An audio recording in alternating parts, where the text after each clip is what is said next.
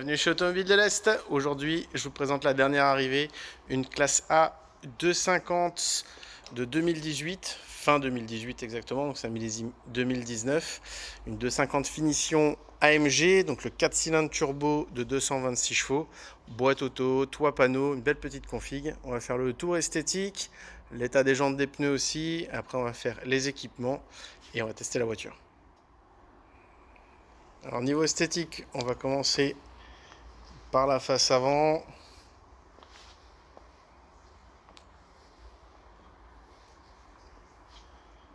La voiture est plutôt propre. Je vois des petites choses sur le capot, des petits points blancs, c'est des petits impacts. C'est vraiment ultra léger. Alors, sur le gris, ça pardonne pas. Alors, je vais mettre mon doigt à côté. Pour vous donner une idée. Au niveau du pare-choc, elle a l'air très propre.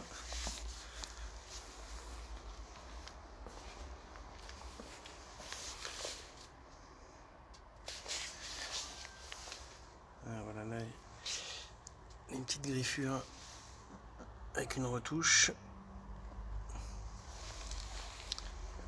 Le flanc, côté passager. Je vois pas de coup de porte.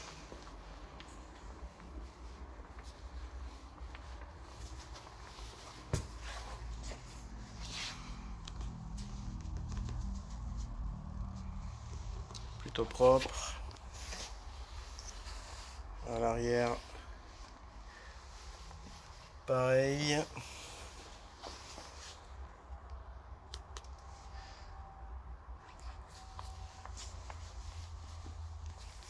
Voilà, c'est juste des traces de calcaire.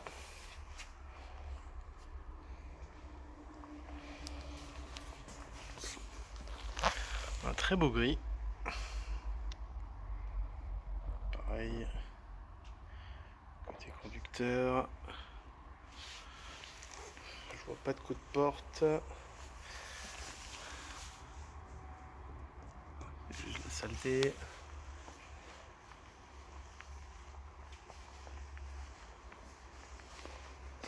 Se mettre dans l'autre sens.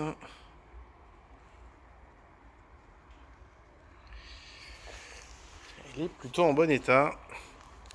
On va checker tout ce qui est jantes, pneumatiques, freins et après on va faire l'intérieur. On commence avec la roue avant droit, donc côté passager. Donc on est en Bridgestone 225 40 19. Donc les pneus sont, les 4 pneus d'ailleurs sont à 5,5 mm. Donc plus de 50% il reste sur le pneumatique. Parce que savoir qu'un pneu neuf c'est entre 8 et 10 mm en fonction du fabricant. La jante ici est nickel. Les disques sont quasi neufs. Je sais pas si on va réussir à avoir les plaquettes. Je vais passer. Il reste de la plaquette. La jante arrière côté passager avec la petite gravure MG. Pareil, Bridgestone. 5,5 de profondeur. De première vue, il n'y a rien sur la jante. Si, là, il y a une petite touchette. C'est léger, mais ça se voit quand même. Le reste est nickel. Côté conducteur. Donc la jante est impeccable. On va voir. Au niveau des freins, les disques sont plus que bons. Il reste de la plaquette. On est pas mal. Et à l'avant gauche, côté conducteur donc, la jante a l'air nickel. Et elle est impeccable. Donc une jante légèrement touchée, toutes les autres sont nickel. Alors pour l'intérieur, on va commencer côté passager. Donc là on a le panneau de porte côté passager. Le tableau de bord avec le même Alcantara que sur les portes et sur les sièges. Donc simili-cuir Alcantara sur piqûre rouge, très sympa. on va faire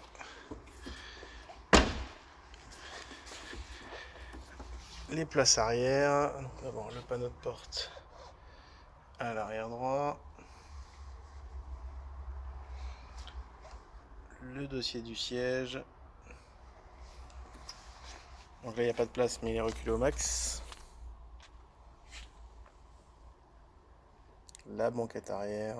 Donc les traces qu'on voit, c'est comme c'est de l'Alcantara. Dès qu'on passe avec la main, on fait une trace dessus. Il suffit de repasser, ça disparaît. On va faire directement le panneau de porte de l'autre côté. Donc pareil, il faut l'Alcantara sur les portes, sur piqûre. Bien entendu, les 4 vitres électriques. Le dossier du siège.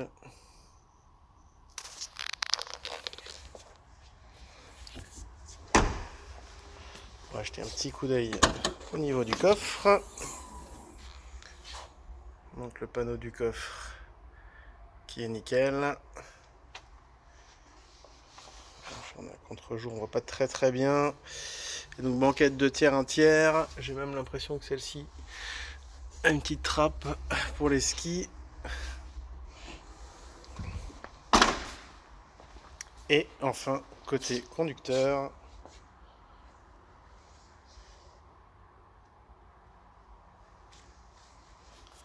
avec le volant cuir sur piqûre rouge et le siège qui a l'air nickel. On va juste, voilà, la garniture est impeccable, pas de traces, pas de coups, il est comme neuf. On va checker la planche de bord, les options. Alors pour les équipements, on a bien entendu les feux LED, les LED High Performance, le kit AMG, le toit panneau, les radars de recul et les radars avant, ce qui fait qu'elle est équipée du système APA, donc du stationnement automatique, le véhicule se gare tout seul. On a les rétroviseurs à réglage électrique, les casse-têtes électriques, les sièges chauffants. On va démarrer la voiture, donc le keyless.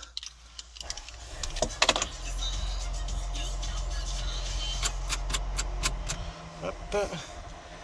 On est sur le grand écran. Elle a le MBUX, donc le voice control. Donc il suffit de demander à la voiture de mettre les sièges chauffants par exemple, ou de baisser la climatisation, ou ainsi de suite. Donc d'ailleurs on a la clim auto. Boîte automatique, ça va de soi, le petit trackpad. Je vais juste voir si elle a la caméra. Donc logiquement, par contre je suis sûr qu'il y a le grand angle, mais j'arrive pas, peut-être avec le trackpad. Ah bah voilà. Et donc le grand angle, donc on voit bien sur les côtés.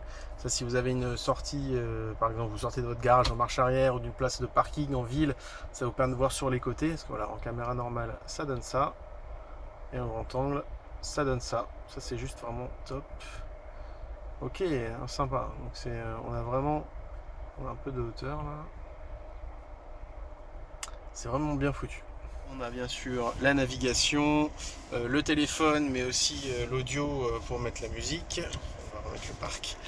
Les palettes au volant, et bien sûr, comme toutes les classes A, on peut mettre le GPS sur l'écran au centre ou directement sur le compteur. On peut l'afficher en full screen, voilà. On peut l'afficher en full screen, changer les aiguilles, enfin on peut y avoir une grosse possibilité sur les affichages écran, c'est vraiment super sympa. On a bien entendu les feux auto, le régulateur de vitesse, limiteur de vitesse. Donc ça c'est ce que je disais, c'est le voice control. Allez, est-ce que je me tente? Je crois qu'il n'y a même pas besoin d'appuyer en fait. Hey Mercedes. Oui, s'il vous plaît. Pourrais-tu mettre les sièges chauffants? Très bien. Je mets le chauffage du siège en marche. Donc elle a mis que le conducteur, parce que c'est le conducteur qui a demandé. On peut demander pour le passager aussi. Donc voilà, si on dit aussi j'ai trop chaud, ainsi de suite. La climatisation d'ailleurs aussi, je pense. Hey Mercedes, Oui, s'il vous plaît. j'ai froid. Ok. Je règle la température sur 23,5 degrés. Voilà. Donc ça c'est le MBUX, c'est Voice Control. Et du coup, elle gère absolument tout.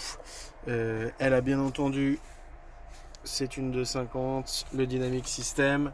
Donc on va pouvoir choisir entre l'individual qu'on peut paramétrer, la conduite sport, donc un petit peu plus ferme, la boîte plus réactive, le mode confort et le mode éco, où elle va limiter tout ce qui est température, ce genre de choses là, et elle va aussi vous mettre le start and stop actif. Donc à chaque stop ou à chaque feu rouge, une fois que la batterie auxiliaire est rechargée, elle va vous couper automatiquement le moteur. J'ai jamais fait gaffe, un petit rangement lunettes ici, j'ai jamais vu. Et bien entendu, le toit panneau qui va bien. Et ce qui est rare dans cette catégorie de voiture, le store électrique. Si on compare sur une Golf où c'est manuel, d'ailleurs toutes les voitures de cette gamme à peu près en général, hein, c'est des stores manuels. Là on a le petit store électrique et le toit panneau qui est aussi énorme. C'est vraiment une belle dalle. D'ailleurs on va le rouvrir. Voilà, je crois qu'on a fait à peu près le tour. Là, les écrans sont affichés en noir parce que comme on est à l'intérieur, elle est passée en mode nuit. Bien entendu, ils sont d'une autre couleur, mais de toute façon, on peut changer les fonds de couleur. Enfin, on peut absolument tout faire avec ces écrans. C'est assez dingue. Il y a beaucoup de possibilités. Donc là, on a les aides, les assistances. Enfin voilà, c'est un vrai petit ordinateur. Et alors, si j'ai moi... Le Parktronic 360, ouais d'accord, ok. Et donc du coup elle a les radars 360 degrés. Donc elle affiche même quand vous avez quelque chose qui approche près de la portière. Si vous n'avez pas vu un petit poteau, quelque chose comme ça, elle vous l'affichera sur le radar. N'hésitez pas, l'annonce du véhicule sera dans le lien de description de la vidéo. N'hésitez pas non plus à vous abonner pour voir toutes les nouveautés qui arrivent dans la concession. Ou simplement pour nous suivre, ça fait toujours plaisir. Allez, bonne route!